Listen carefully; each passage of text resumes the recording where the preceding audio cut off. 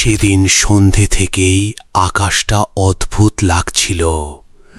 কালো মেঘে পুরো গ্রাম ঢেকে গিয়েছিল। বাতাসে একটা ঠান্ডা গন্ধ ছিল, যেন পুরনো কবরের মাটি। আমি তখন নতুন চাকরির জন্য গ্রামের এক পুরনো বাড়িতে ভাড়া উঠেছিলাম। গ্রামের মানুষজন বাড়িটা নিয়ে অদ্ভুত আচরণ করত। এক বৃদ্ধ আমাকে প্রথম দিনই বলেছিল, রাত হলে পশ্চিম দিকের জানালাটা খুলবেন না। আমি হেসে উড়িয়ে দিয়েছিলাম। বাড়িটা ছিল অনেক পুরনো, দেয়ালে ফাটল, কাঠের দরজা আর লম্বা অন্ধকার করিডর। রাতে পুরো বাড়িটা যেন অন্যরকম হয়ে যেত। প্রথম রাত, বাইরে বৃষ্টি পড়ছিল। আমি বিছানায় বসে বই পড়ছিলাম। হঠাৎ ক্যাচ ক্যাচ পাশের ঘরের দরজা আস্তে আস্তে খুলতে লাগলো। আমি ভাবলাম হয়তো বাতাস। ধীরে ধীরে দরজার কাছে গেলাম।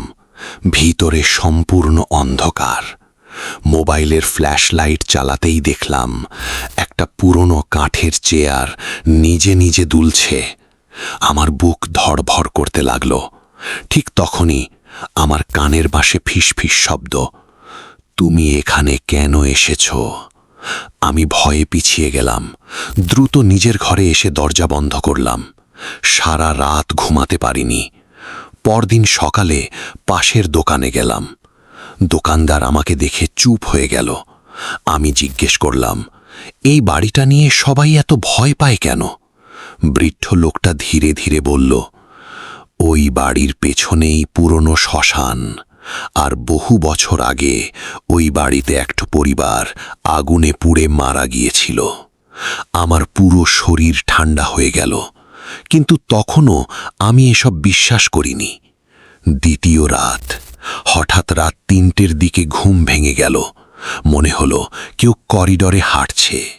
ঠক ঠক ঠক। ধীরে ধীরে শব্দটা আমার দরজার সামনে এসে থামল। তারপর ঠক ঠক ঠক। দরজায় টোকা পড়ল। কাঁপা গলায় বললাম, কি কি ওখানে? কোনো উত্তর নেই। চারদিকে নিস্তব্ধতা।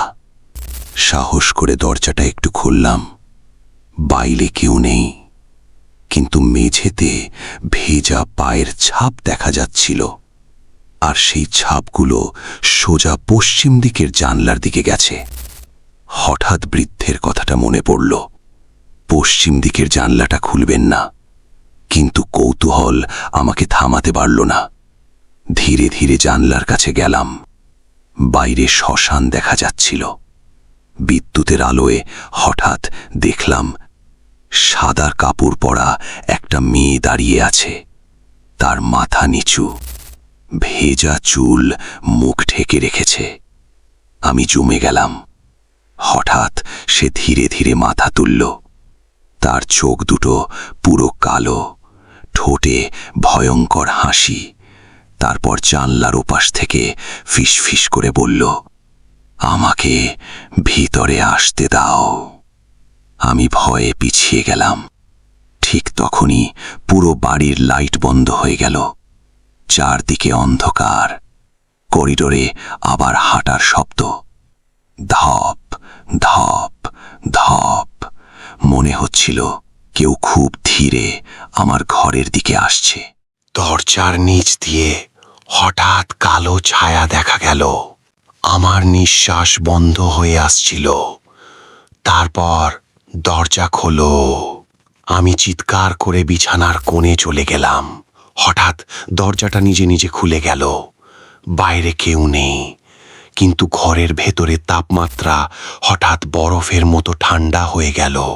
ফ্ল্যাশ লাইট চালাতেই দেখলাম সেই মেয়েটা আমার বিছানার পাশে দাঁড়িয়ে আছে। তার মুখ পুরো পুড়ে গেছে, চোখ থেকে রক্ত পড়ছে। আমি চিৎকার করে অজ্ঞান হয়ে গেলাম। সকালে ঘুম ভাঙতেই নিজেকে মেঝেতে পড়ে থাকতে দেখলাম। দরজা খোলা, পুরো ঘরে ভেজা পায়ের ছাপ, আমি দ্রুত বাড়ি থেকে বের হয়ে গ্রামের বৃদ্ধের কাছে গেলাম। বৃদ্ধ আমাকে দেখে বলল, তুমি ওকে দেখেছ, তাই না? আমি কাঁপতে কাঁপতে মাথা নাড়লাম। বৃদ্ধ বলল, ওই মেয়েটার নাম ছিল মীরা। আগুনে পুড়ে মারা যাওয়ার পর থেকে সে প্রতি রাতে কাউকে না কাউকে ডাকে। যারা তার ডাকে সাড়া দেয় তারা আর বাঁচে না। আমার বুক কেঁপে উঠল। আমি সিদ্ধান্ত নিলাম আজই বাড়ি ছেড়ে চলে যাব। কিন্তু রাত নামার আগে ঝড় শুরু হলো। এত বৃষ্টি হচ্ছিল যে বের হওয়া অসম্ভব। বাধ্য হয়ে আমাকে আরেকটা রাত ওই বাড়িতে থাকতে হলো। রাত ঠিক 3টে। হঠাৎ ঘুম ভেঙে গেল। এবার কোনো হাঁটার শব্দ নেই, পুরো বাড়ি নিস্তব্ধ। কিন্তু ধীরে ধীরে একটা পোড়া গন্ধ ঘর ভরতে লাগলো, যেন কিছু একটা পুড়ছে। আমি বিছানা থেকে নামতেই দেখলাম মেঝেতে লাল পানিতে লেখা, আজ তুমি যাবে না। আমার হাত পা ঠান্ডা হয়ে গেল। হঠাৎ করিডোর থেকে আগুনের আলো আসতে লাগলো। ধীরে ধীরে বাইরে তাকালাম, পুরো করিডোর আগুনে জ্বলছে, আর আগুনের মাঝখানে সেই মেয়েটা দাঁড়িয়ে আছে। তুমি এখন আমাদের সঙ্গে থাকবে। আমি দৌড় দিলাম, সিঁড়ি বেয়ে নিচে নেমে দরজার দিকে ছুটলাম, কিন্তু প্রধান দরজা খুলছিল না। পিছন থেকে ধীরে ধীরে পায়ের শব্দ আসছিল, ধপ ধপ ধপ। আমি পিছনে তাকালাম, মেয়েটা একদম আমার পেছনে দাঁড়িয়ে, তার মুখ গলে পড়ছে। সে ধীরে ধীরে বলল, এখন আর পালাতে পারবে না। ঠিক তখনই বাইরে বজ্রপাত হলো, দরজাটা হঠাৎ খুলে গেল। আমি প্রাণপণে বাড়ি থেকে বের হয়ে দৌড় দিলাম, পিছনে তাকানোর সাহস ছিল না। পরদিন সকালে গ্রামের মানুষজন নিয়ে বাড়িটায় গেলাম, কিন্তু সেখানে কোনো বাড়িই ছিল না, শুধু পোড়া জমি আর পুরনো শ্মশান। গ্রামের বৃদ্ধ ধীরে ধীরে বলল, আমার পুরো শরীর ঠান্ডা হয়ে গেল। আমি দ্রুত পেছনে ফিরে দৌড়াতে লাগলাম, কিন্তু যতই দৌড়াই পথ যেন শেষই হচ্ছে না। চারদিকে শুধু শ্মশানের পোড়া গন্ধ আর অন্ধকার। হঠাৎ আবার বজ্রপাত হলো, আর সেই মুহূর্তে আমি থমকে গেলাম। আমার সামনে দাঁড়িয়ে ছিল সেই মেয়েটা, মীরা। কিন্তু এবার সে একা না, তার পিছনে আরো কয়েকটা ছায়া দাঁড়িয়ে আছে। সবাই একইভাবে পোড়া, কালো আর ভয়ঙ্কর। মীরা ধীরে ধীরে বলল, তুমি চলে যেতে চেয়েছিলে, কিন্তু তুমি তো ডাক শুনেছ। আমি কাঁপতে কাঁপতে বললাম, আমি কিছুই করিনি, আমাকে ছেড়ে দাও।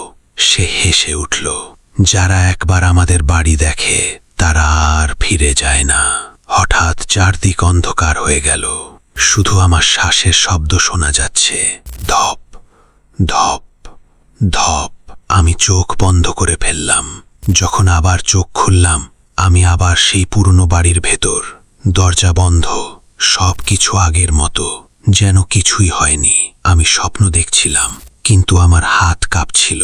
আমি জানালার দিকে তাকালাম, বাইরে শ্মশান, আর জানালার কাছে ভেজা আঙুলের ছাপ।